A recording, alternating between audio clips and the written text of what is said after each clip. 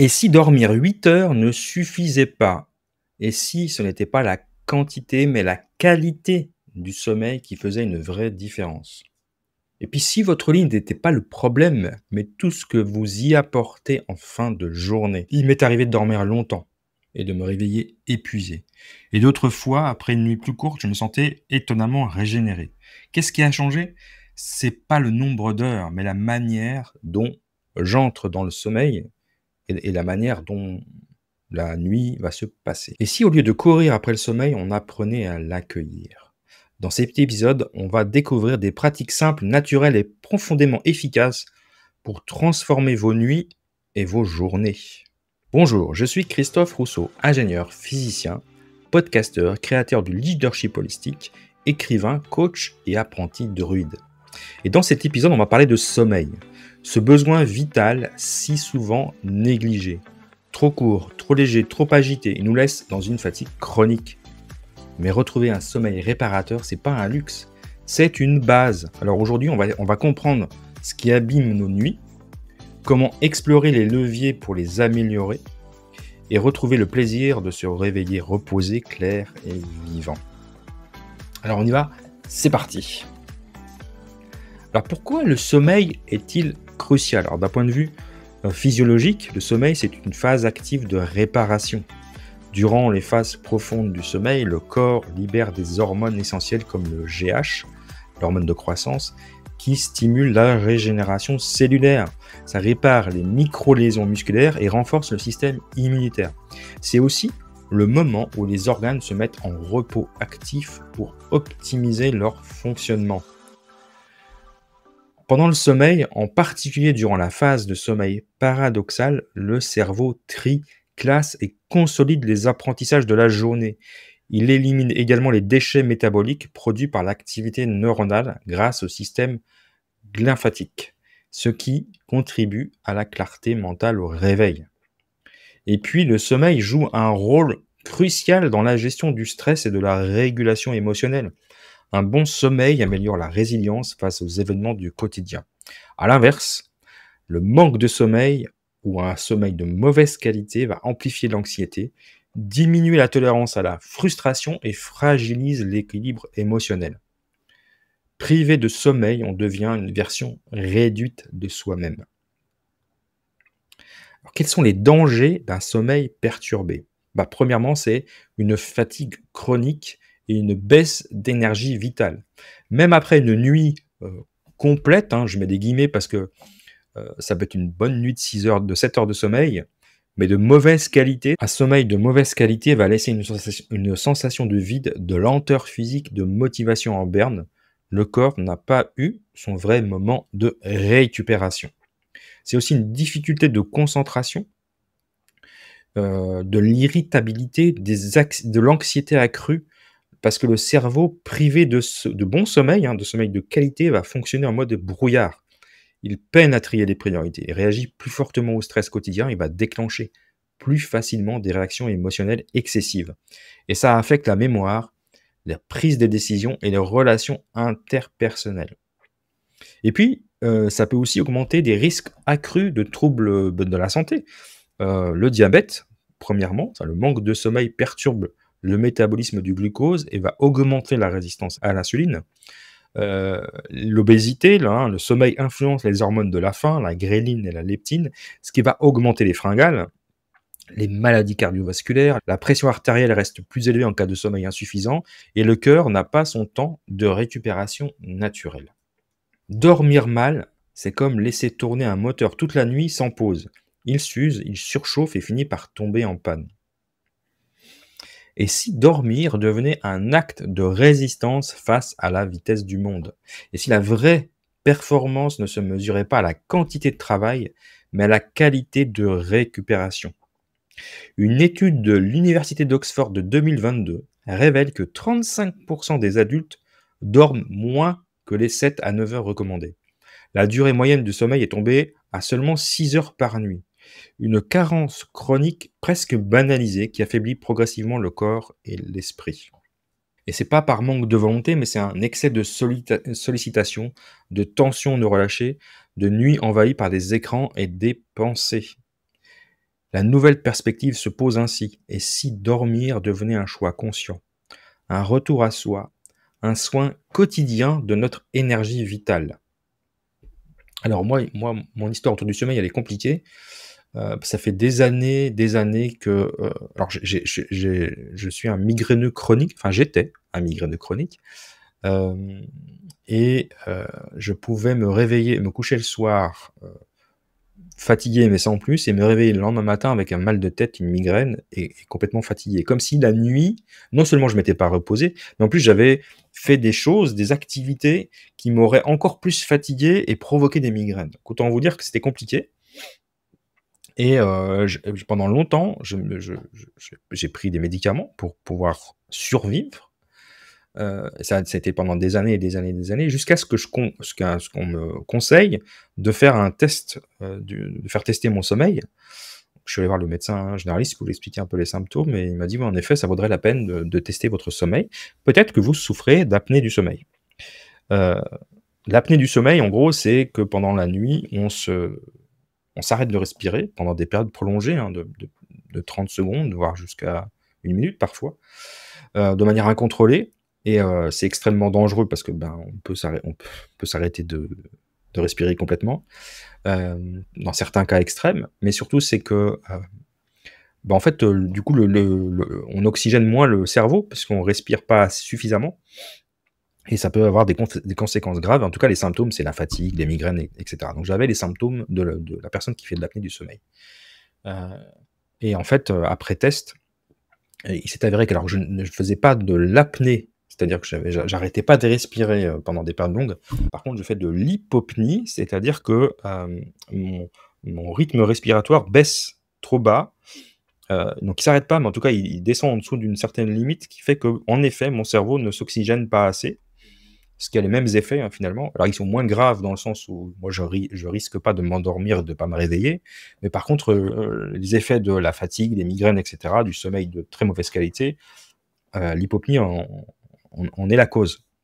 Et donc j'ai été équipé avec un appareil, qui m'aide à respirer la nuit et depuis, c'est le miracle. C'est-à-dire que, heu, j'ai même plus besoin de dormir 7-8 heures moi. 6 heures de sommeil me suffisent amplement avec l'équipement pour pouvoir faire toutes mes activités, être en pleine forme, dès le matin et cetera. Donc ça a vraiment changé ma vie. Alors, je suis pas en train de dire que tout le monde souffre d'apnée du sommeil ou d'hypopnée.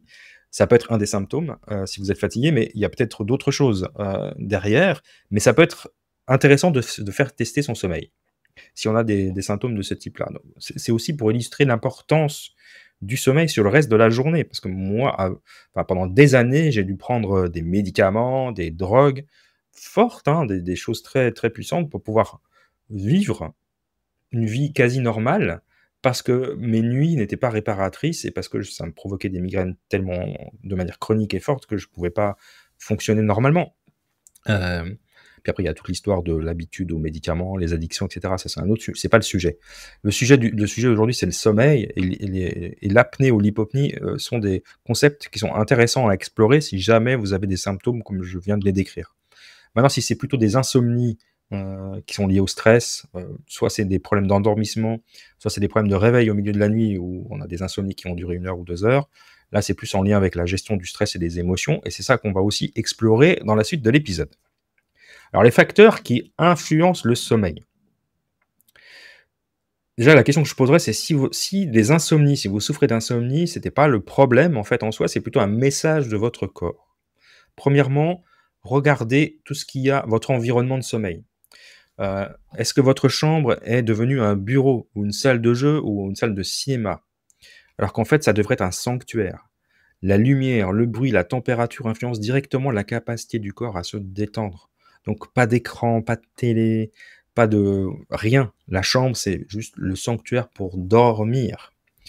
Donc il faut des rideaux occultants ou des bons volets, enlever tous les voyants lumineux, tout ce qui est réveil, toutes les sources lumineuses, les LED qui restent allumés toute la nuit, n'importe quoi. Les appareils électroniques, le téléphone en mode, avion, ça c'est obligatoire si vous avez le téléphone à côté.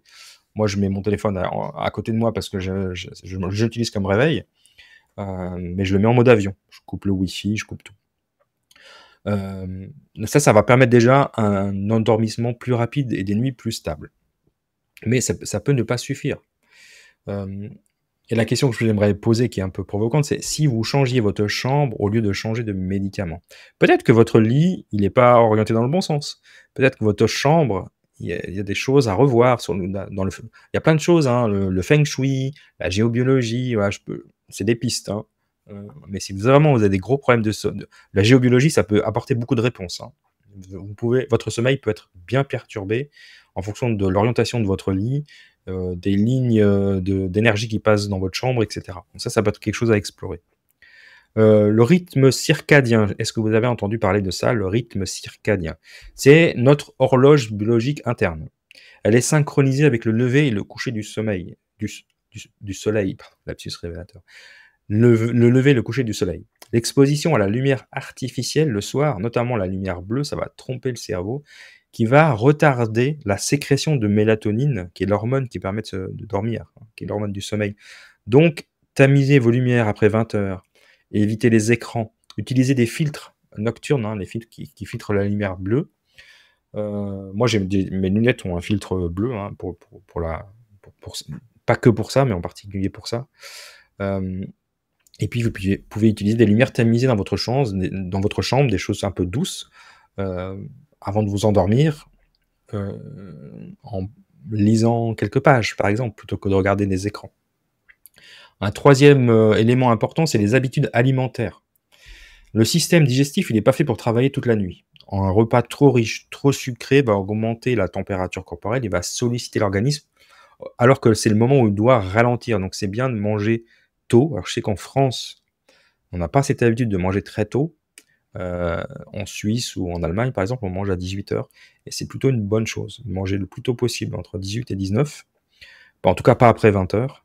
De laisser le temps de la digestion de commencer à faire son travail et puis d'aller se coucher vers 22 ou 23 heures. Moi, je dîne tôt et léger. Je ressens que c'est encore plus facile de s'endormir. Alors, moi, je suis quelqu'un qui s'endort très facilement, mais c'est encore plus facile de s'endormir et on se réveille bien mieux si on n'a pas trop mangé. Je parle même pas de la consommation d'alcool, évidemment, à éviter le plus possible.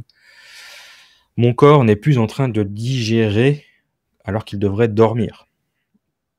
Le 4e élément, c'est la surstimulation mentale. Notre cerveau est encore en mode productif à l'heure du coucher.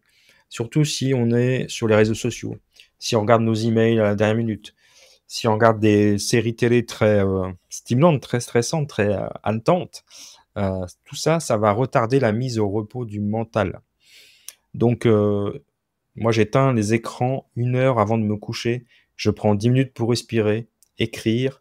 Je passe de l'agitation à la détente naturellement. Alors écrire en effet, c'est aussi de vider son cerveau, hein. Le soir, c'est vraiment intéressant de vider son cerveau et puis enfin moi, un bon bouquin, quelques pages et je m'endors, quoi.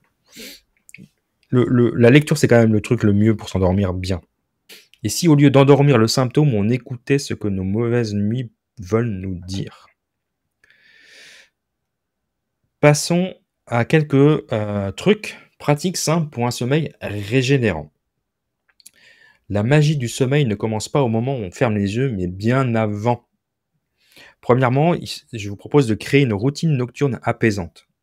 Le corps aime les signaux clairs. En répétant chaque soir les mêmes gestes apaisants, on crée un rituel sacré qui prépare le mental à se relâcher. Ça peut être une tisane calmante, ça peut être écrire dans son journal pour poser ses pensées, ça peut être une lecture, comme j'ai dit tout à l'heure, une petite méditation, une lumière tamisée, une musique douce, autant de clés pour dire à votre système nerveux: «Maintenant tu peux relâcher, c'est le moment». Ensuite, c'est limiter l'exposition aux écrans. Comme j'ai dit tout à l'heure, la lumière bleue maintient le cerveau en état d'alerte, inhibe la production de mélatonine et retarde l'endormissement. Donc se déconnecter, c'est prendre le pouvoir sur son sommeil. Donc moi j'ai remplacé ces 20-30 minutes de ça en plus, hein, si on est sur les réseaux sociaux, les 30 minutes elles passent très vite, on les voit pas passer. Remplacer ça par de la lecture. La lecture papier, pas sur un écran. Alors les liseuses éventuellement, mais les liseuses de noir et blanc, hein, pas les liseuses, pas d'iPad, ça marche pas. Donc un bon vieux livre papier, c'est quand même ce qu'il y a de mieux. Avec ça, moi, je m'endors, très vite, hein. Enfin, quand je dis 30 minutes, j'arrive même pas à lire 30 minutes. C'est 10 minutes de lecture et hop, je m'endors. Le 3e point, c'est d'adopter des horaires réguliers. Se coucher à heure fixe, même le week-end, ça stabilise le rythme circadien. C'est comme accorder un instrument chaque soir avant de jouer. Le corps entre plus naturellement en sommeil profond. Donc l'idée, c'est de se fixer un rendez-vous avec soi-même pour dormir. C'est un rituel non négociable. Alors évidemment, on a le droit de sortir, de voir ses amis, d'avoir une activité sociale. Ça, c'est OK, mais c'est pas tous les soirs. Et puis c'est pas non plus 3 fois, enfin vendredi, samedi. Voilà. Après, évidemment, quand on est plus jeune, on a plus d'énergie. En tout cas, une fois de temps en temps, ça me fait du bien, sortir avec mes amis, mais sinon, j'essaye de garder ce rythme de coucher pas au-delà de 23 heures. Parce que les heures aussi avant, enfin les heures l'heure d'endormissement, elle est quand même intéressante et importante. Se coucher à 3 heures du matin, même si on dort 7 heures ensuite jusqu'à 10 heures, c'est pas la même chose que se coucher à 11 heures et de se réveiller à 6 heures le matin. C'est vraiment rien à voir. Ensuite, je proposerais d'améliorer l'environnement de la chambre. La chambre, comme je disais, c'est le sanctuaire, c'est le lieu de repos. Elle doit être épurée, apaisante, réconfortante. Une bonne literie, des bons oreillers, si possible, tamiser les bruits, hein. De l'aromathérapie, ça peut être intéressant. Des couleurs douces. Chaque détail est un messager du calme. Faites de votre chambre un sanctuaire, vraiment. Euh, Ajoutez votre petite touche personnelle. Ça peut être des pierres. Pour ceux qui sont intéressés par la lithothérapie, quelques pierres peuvent aider. Ça peut être d'afficher des citations inspirantes. Moi, dans ma chambre, par exemple, j'ai une bibliothèque, mais j'affiche des couvertures de livres que j'aime bien, que j'ai déjà lus, hein, mais que je trouve jolies. Ça peut être des BD aussi, peu importe. Voilà. Une chambre rangée, où on s'y sent bien. Et puis, ben, le dernier point, c'est de pratiquer la relaxation corporelle. Un corps détendu, c'est le mental qui suit. Pratiquer la respiration, comme le 4-7-8, le yoga du soir ou la cohérence cardiaque, ça va permettre de réinitialiser le système nerveux parasympathique. Or, le 4-7-8, je reviens dessus, hein, pratiquer la respiration 4-7-8, en fait, on inspire 4 secondes, on retient pendant 7 secondes et on expire pendant 8 secondes, et on fait ça pendant 3 minutes. Ça permet à l'esprit d'arrêter de ruminer. C'est un peu comme si on mettait le bouton off intérieur en disant maintenant c'est bon, quand tu as fait ça, tu es prêt à dormir. Alors la respiration, c'est vraiment un truc. J'ai fait plusieurs épisodes sur la respiration. C'est vraiment un exercice intéressant. La cohérence cardiaque aussi, ça marche très bien. Donc, pour conclure cette partie-là, je dirais que s'endormir doit ou devrait devenir un moment sacré, un retour à soi, plutôt qu'une fuite vers l'inconscience. Alors, quelques exercices pour reprogrammer son rapport au sommeil. Le premier, c'est un grand classique, c'est tenir un journal du sommeil. Notez pendant une semaine vos heures de coucher et de réveil, vos activités précédentes et votre niveau d'énergie au réveil. Typiquement, hein, j'en ai pas parlé, mais faire du sport juste avant de se coucher, à oublier. C'est juste pas le bon moment. Vous allez être sûr que vous n'arrivez pas à vous endormir parce que vous allez être trop excité, vous serez trop stimulé. Donc le sport le soir, c'est vraiment pas ou alors on se couche tard et puis voilà. Mais c'est pas l'idéal. Le deuxième truc que je pourrais donner, c'est de tester une mini routine de 30 minutes le soir. 10 minutes de déconnexion. Donc on éteint les écrans, on tamise. On prend le temps. Après 10 minutes de recentrage où on va lire, méditer, on va pratiquer l'exercice de la gratitude, hein, j'en ai déjà parlé avec les 10 petits doigts, ou les 3 kiffs. Et puis 10 minutes de soins du corps. Soins du corps, ça peut être se laver, se prendre une douche pour éliminer non seulement les choses physiques, mais aussi les choses mentales. Pratiquer de la respiration, des étirements, des choses très douces avec soi. Voilà. Mais c'est qu'une idée, vous pouvez faire ce que vous voulez le soir, mais quelque chose qui vous corresponde. Si vous avez, moi je pense que tenir un journal, ça c'est vraiment quelque chose d'intéressant pour vraiment vider son cerveau, ce que j'appelle le brain dump, c'est vraiment la chose du soir, ça c'est super important. La lecture, je trouve ça important aussi. Et puis une sorte de rituel autour du coucher aussi qui est intéressant. Un peu de respiration, des choses comme ça, pour un peu de yoga doux ou ouais, ou de respiration consciente, des choses qui font du bien, un peu de méditation, ça va très bien. Évitez, en particulier le soir, tout ce qui est stimulant, évidemment, hein, le café, le thé.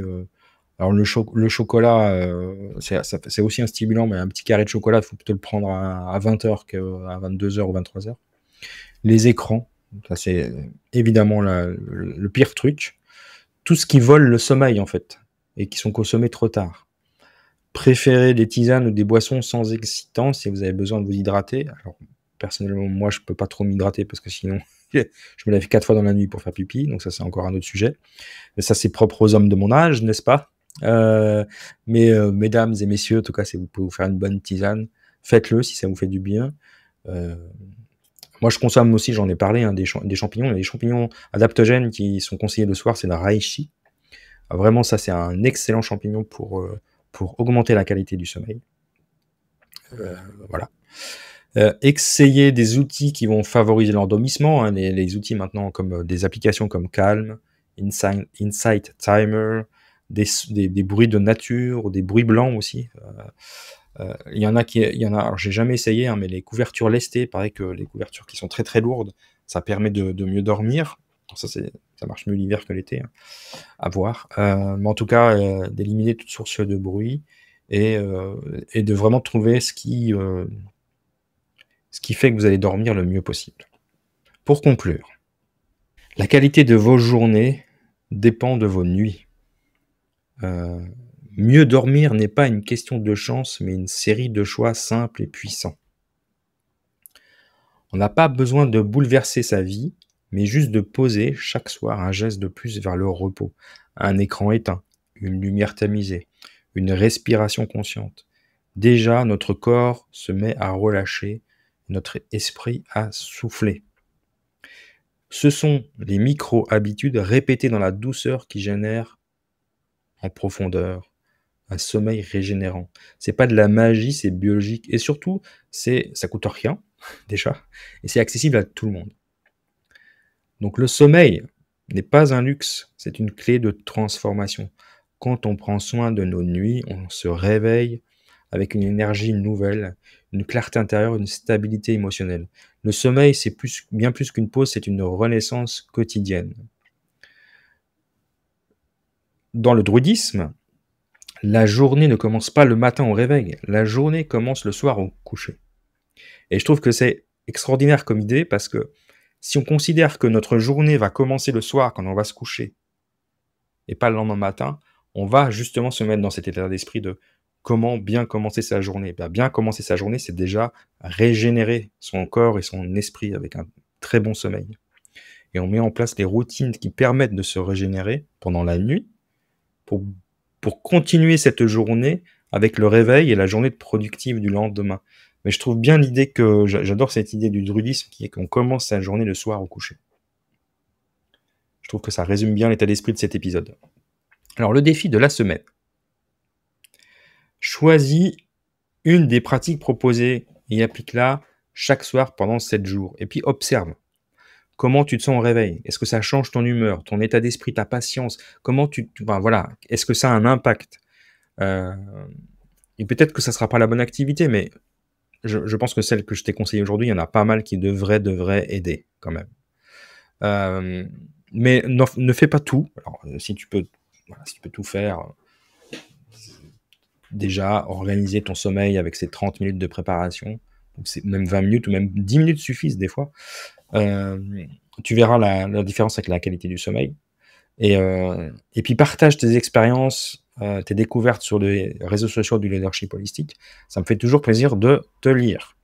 Dans le prochain épisode, je vais vous raconter comment ma routine matinale a profondément transformé mes journées et mon énergie intérieure. En attendant, je te souhaite une belle semaine remplie de sommeil réparateur. À très bientôt.